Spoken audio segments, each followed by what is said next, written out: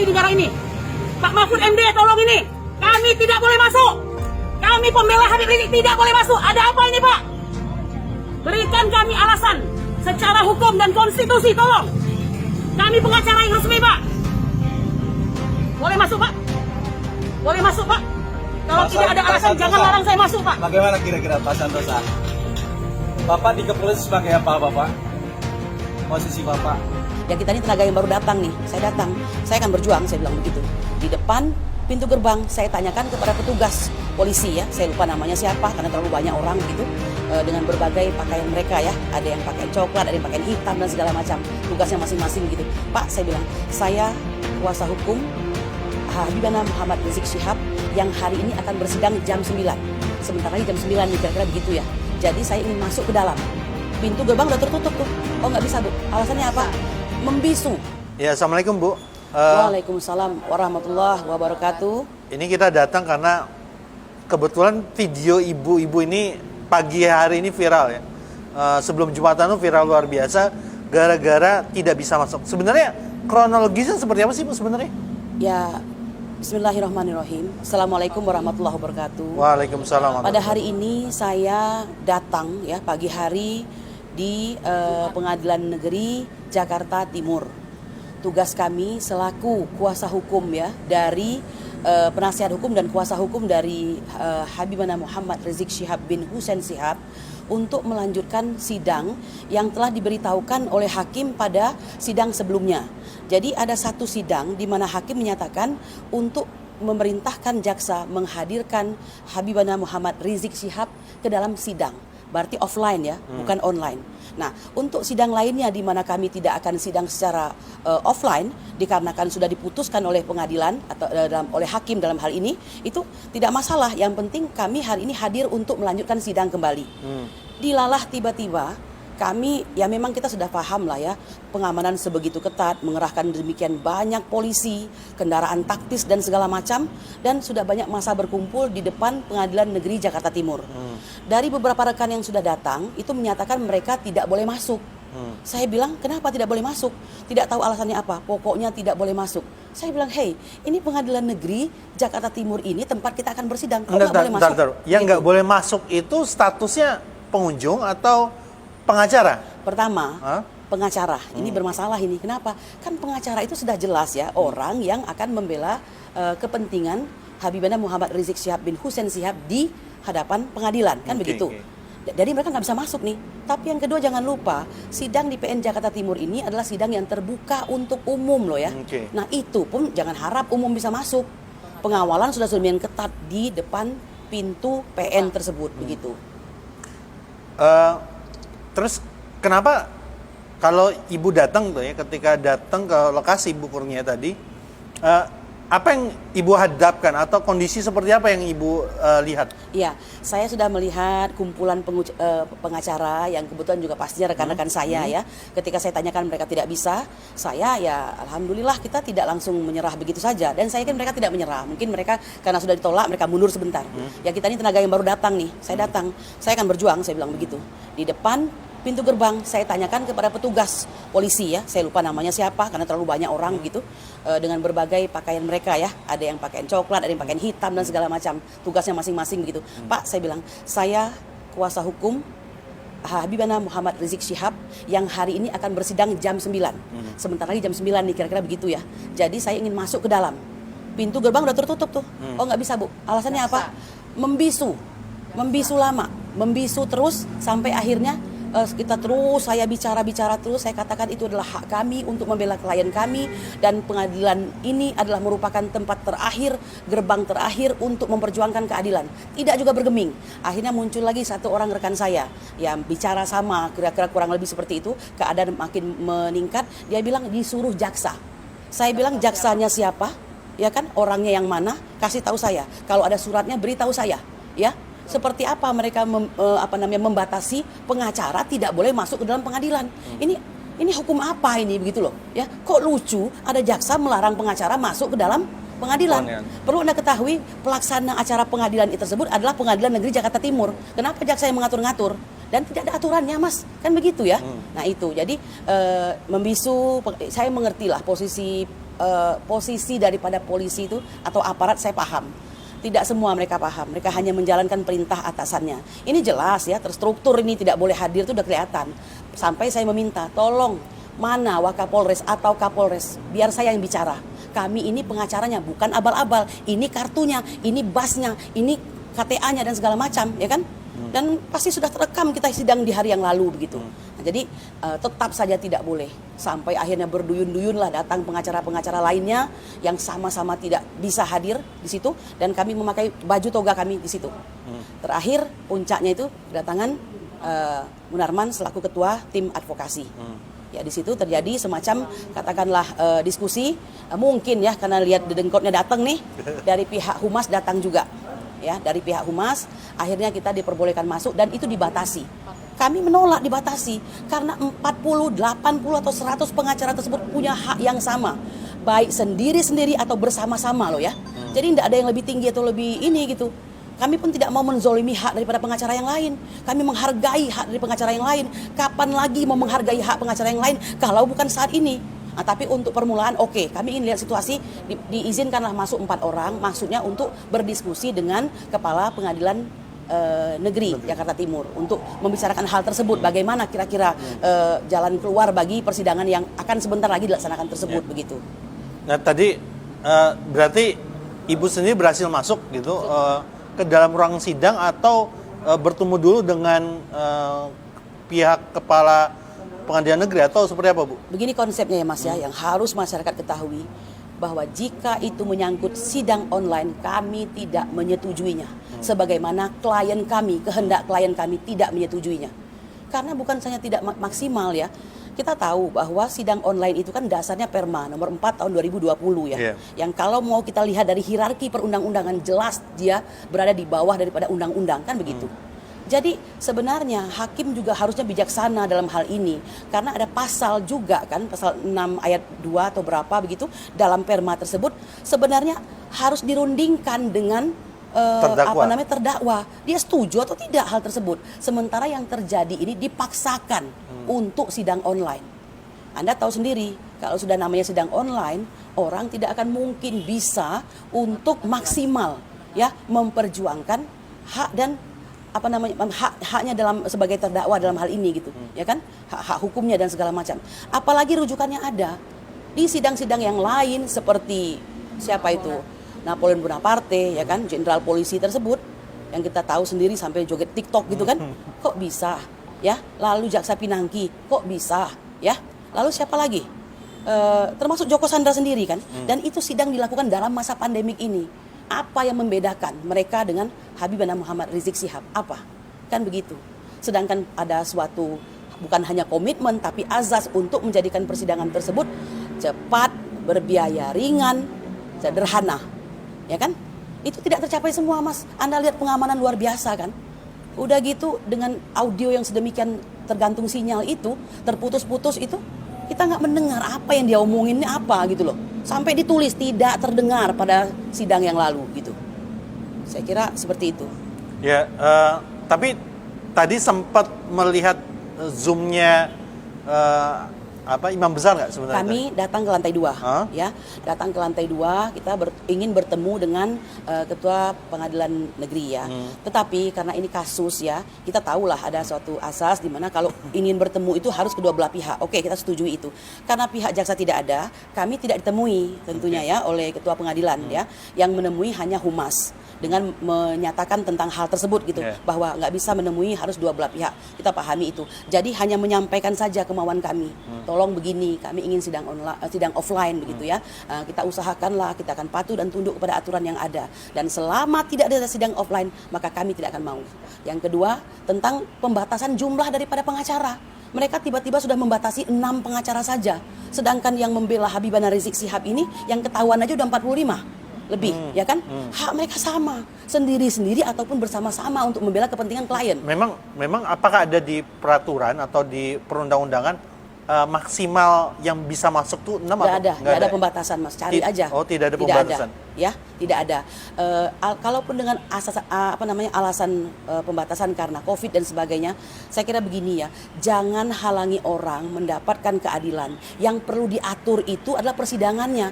Kita tidak anti diatur kok, atur saja bagaimana. Misalnya pengunjung sidang tidak boleh terlalu banyak.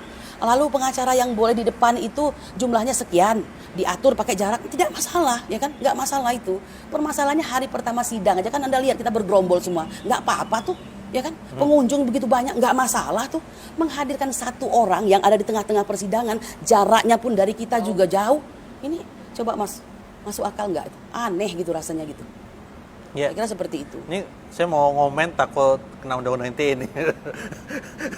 Nah, berikutnya Bu ya, sebenarnya dari langkah hukum tadi ya, kalau kita ngeliat kan, kalau di Zoom Pengadilan Negeri Jakarta Timur tadi, Muhammad Rizik Syihab atau Habib Rizik Syihab itu sekali lagi ditanya oleh jaksa penuntut umum dan hakim untuk sidang online atau tidak. Dan beliau tetap menetapkan untuk ingin hadir hanya di sidang offline. Nah, kalau menurut pandangan tim pengacara, wabil khusus Bu Kurnia sendiri terkait apa yang terjadi atau yang dikondisikan kepada Habib Rizik Syihab itu seperti apa, Bu? Jadi begini ya, kami ini adalah kuasa hukum atau penasehat hukum Habibana Muhammad Rizik Syihab bin Hussein Syihab. Tetapi perkara kehendak dan keinginan itu bukan kehendak kami pengacara, harus kehendak beliau, kan begitu. Tapi kita mengarahkannya itu sesuai dengan undang-undang, aturan yang ada, akibat-akibat yang akan terjadi, maksud saya akibat-akibat hukum gitu kan ya. Keuntungan-keuntungannya buat beliau apa ya, ketidakuntungannya apa, itu sudah kita bicarakan, kan begitu. Nah, jadi jangan menganggap kita yang mengarahkan beliau semata, tidak. Ini adalah kehendak beliau sebagai orang yang cerdas ya, tentu saja yang panjang akal dan pikirannya, yang memahami kontekstual hukum dalam hal ini. Dia tahu bahwa dia sedang terzolimi, begitu kan? Beliau ini kan manusia yang sempurna akalnya, gitu kan? Nah, jadi kami ini boleh dikatakan hanya melengkapi, ntar salah gitu. Ya, termasuk gini Bu sebenarnya. Bagaimana pandangan tim pengacara gitu? Habibana itu hanya mau hadir di sidang offline gitu. Apakah memang ada dampak hukumnya atau memang itu hak asasi milik terdakwa sendiri gitu yang nggak bisa diganggu-gugat? Kan sudah saya katakan tadi gitu ya. Setiap bentuk persidangan yang sudah ditawarkan itu ada kelebihan dan kekurangannya gitu kan. Nah, sidang online ini kan ada karena mengantisipasi pandemik alasannya kan. Tapi tahu nggak Anda bahwa permasalahan di Indonesia ini, kita ini selalu double standar. Kalau dia ingin benar-benar online, semua sidang online kan. Walaupun ya jaksa mengatakan sudah 500.000 persidangan dilakukan, tidak ada masalah. Bukan soal banyaknya ya, jangan lupa asasnya yang harus kita hargai dalam hal ini, bahwa terdakwa itu berhak untuk memperjuangkan hak azazinya di dalam persidangan tersebut, ya kan? Nah, jadi kami menolak ini alasannya jelas, ya kan? Kondisi sinyal itu tidak membuat maksimal pembelaan diri dia gitu, ya kan? Kami pun tidak mendengar dia ngomong apa, ya kan? Ya, jadi itu yang kita tolak. Dan itu sebenarnya bisa diatur oleh hakim sebagai orang yang saya mau mengatakan dewa di dalam persidangan tersebut. Ya, kalau Dewi Keadilan itu adalah menggambarkan tentang keadilan, maka hakim itu sebenarnya dewa. Apapun yang dia katakan akan dituruti, ya kan? Nah, dia tinggal gunakan hak dan kekuasaannya sesuai dengan kekuasaan kehakiman untuk bisa, dan itu dimungkinkan gitu loh. Sidang online itu hanya boleh berlangsung kalau beliau selaku seorang yang menjadi terdakwa hari ini yang paling berkepentingan memperjuangkan itu setuju gitu loh. Tapi Anda menjadi saksi hari ini bagaimana brutalnya persidangan hari ini. Begitu. Ya. Kalau ke depan nih, apakah ada konsolidasi antar pengacara Habib Rizik Syihab sendiri kalau seandainya masih jaksa ataupun hakim itu pengen online saja kan? Tadi kalau kita lihat di Zoom itu kan alasan hakim itu untuk menghindari kerumunan, sementara Habib Rizik Syihab sudah menyampaikan akan membantu agar tidak terjadi kerumunan, dan jawaban hakim itu tidak bisa Pak katanya. Nah, kalau menurut Ibu Kurnia sendiri nanti ke depan seperti apa nih? Tim pengacara akan bangun apa yang harus dilakukan oleh tim pengacara agar bisa menengahi ini atau setidaknya bisa menjadi sarana untuk bisa menyampaikan pendapat dari klien sendiri yang di sini adalah Habib Rizik Syihab? Ada hal yang paling sulit di dunia ini ya. Apa yang disebut dengan berkata benar di hadapan penguasa. Kalau Anda mau menambahkan kata di dalamnya zolim itu terserah Anda ya. Maka itulah yang sedang terjadi pada saat ini. Peradilan Habibana Muhammad Rizik Syihab adalah pertaruhan terhadap tegaknya kebenaran dan keadilan. Beliau sudah boleh kami katakan ya, saya tidak bicara hukum ansih ya, tapi hukum ansih pun bisa. Dari awal beliau itu sudah dizolimi, ya terlalu banyak dizolimi. Nah oleh karena itu tugas kita pengacara hari ini adalah menegakkan aturan tersebut, walau pahit adanya. Ya, saya selalu mengatakan wa may yattaqillah yaj'alhu mahroja. Tugas kita itu bertakwa, jangan lupa mas. Itu kalimat yang akhir-akhir ini saya nggak tahu ya, di negara Pancasila ini selalu dihindari loh. Ya, kalau kita agak kesannya agamis gitu, wah ini mabuk agama gitu. Padahal nggak mungkin mabuk agama kan? Mana mungkin mabuk agama? Orang sholat nggak boleh kalau dia mabuk kan begitu. Nah jadi hari ini kami ingin menegakkan itu mas, bahwa bagi kami hukum agama itu diakui di negara Republik Indonesia ini oleh Pancasila sila pertama. Oleh karena itu setiap kami melangkah maka ada Tuhan dalam diri kami. Bahwa hari ini kami merasa proses itu tidak berjalan lancar, tetapi kami berada pada pihak yang benar, cara-cara yang benar, insya Allah akan tetap kami jalankan. Ya, bahwa ada resiko-resiko itu insya Allah sudah kami pikirkan. Begitu mas. Jadi kami meneguhkan diri dulu ini. Kita berada pihak yang benar dahulu. Nggak boleh loh maksa-maksa orang seperti itu, ya kan? Nah, karena mereka memaksa, kita tidak mau dipaksa. Silahkan sidang sama tembok, tadi bilang begitu kan? Dalam konteks ini berarti 45 pengacara itu juga membela 5 terdakwa yang lain ya berarti? Iya, betul. Masya Allah teman-teman semuanya. Ada 5+1 nih ya. Nah satu lagi nih, mumpung karena Mas bilang +1 tadi, Andi Tatat ya, dia adalah Direktur RS UMI. Dihadirkan dalam persidangan dan beliau tidak ditahan. Pertanyaannya sekarang, kenapa begitu? Makanya saya bilang permasalahan di Indonesia bukan kita tidak mau patuh kepada aturan, tapi pemerintah menerapkan aturan yang sangat-sangat tidak adil. Jadi tidak ada konsistensi di situ, ya kan? Coba, baru di Indonesia ada pelanggaran prokes dihukum sebagai seorang pesakitan atau terpidana. Cari di bumi lain, ada nggak kira-kira begitu? Ya, kan karena sebenarnya kan banyak pelanggaran prokes yang cukup menyibak perhatian ya. Banyak sekali. Salah satunya dulu Bupati Blitar, ketua DPRD Tegal ya, ketua ya pejabat salah satu di Tegal menyelenggarakan acara di ini, kemudian di beberapa lokasi juga gitu, termasuk juga. Nah, ini memang agak sedikit spesial ya. Kasusnya Habib Rizik Syihab ini ditahan bahkan beliau padahal sudah membayar denda. Sebenarnya iya. Faktanya kalau sudah bayar denda 50 juta gitu, kan masyarakat pengen tahu sebenarnya. Ketika sudah bayar denda 50 juta dan itu baru pertama kali terjadi pelanggarannya. Karena kan ada di kasus-kasus tertentu, misalnya ada kafe yang buka tiap kali dan dia sudah didenda berapa kali. Kenapa harus menurut ibu ini kenapa sampai Habib Rizik Syihab ini ya itu ditersangkakan bahkan ditahan gitu? Itu pertanyaan yang sama, Mas. Oh gitu ya. Pertanyaan setiap orang, ya kan? Nah, padahal kalau Anda mendengarkan ya keterangan ahli hukum pidana, Dr. Abdul Khoir Ramadan ya, kan Habib Rizik ini kasusnya adalah prokes begitu kan, pelanggaran prokes. Beliau sudah membayar denda terbesar loh, 50 juta rupiah. Yeah. Ini soal pelanggaran bukan pidana, tetapi dipaksakan ke arah pidana. Kan begitu. Padahal orang tidak boleh dihukum secara 2 kali atau nebis in idem gitu kan. Nah, ini bisa diperdebatkan. Nanti ada, maaf saya katakan, ada ahli hukum tata negara dari pihak yang condong ke arah aparat akan mengatakan wah itu tidak nebis in idem. Ya silakan saja. Tapi kita kan bisa melihat ini, ya kan, faktor-faktornya, latar belakang kejadiannya seperti apa, kan seperti itu. Jadi kalau Anda tanyakan mengapa, itu pertanyaan kita semua, tapi sebenarnya mungkin jawabannya sudah ada di hati semua rakyat Indonesia. Sebelum saya tutup nih Bu, ini ya. pertanyaan privasi yang juga saya tanyakan ke Ustadz atau Bang Aziz Yanuar, ya. Pengacara IB juga yang lain. Iya. Dibayar berapa Bu sama Imam besar? Wis, besar sekali, sangat besar, sangat besar. Selama berprofesi sebagai pengacara? Belum pernah sebesar ini, Mas. Belum pernah sebesar ini, Bu. Padahal saya belum tahu bayarannya ya, tapi paling tidak hati saya menjadi lembut. Saya gampang terharu, ya kan. Saya lebih banyak berdoa. Saya mulai melihat tentang kebenaran-kebenaran. kalimat-kalimat Allah begitu kan. Nah, tapi kalau yang lainnya terserah Allah Subhanahu wa taala. Mungkin ini klien yang cukup spesial ya. Artinya kita nggak dikasih tahu angkanya berapa nih, dibayar berapa. Tapi beliau mengatakan sangat lebih besar daripada klien-klien sebelumnya, Bu. Ya itu besarnya itu sesuai janji Allah, ya. Nah itulah. Jadi berapa besarnya saya nggak tahu. Nah tapi yang penting ya Mas ya, bahwa kenapa Anda katakan saya mau membela.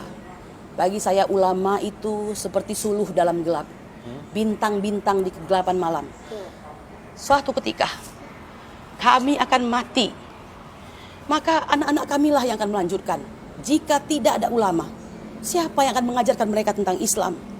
Siapa yang akan mengajarkan kepada mereka tentang mengenal Allah?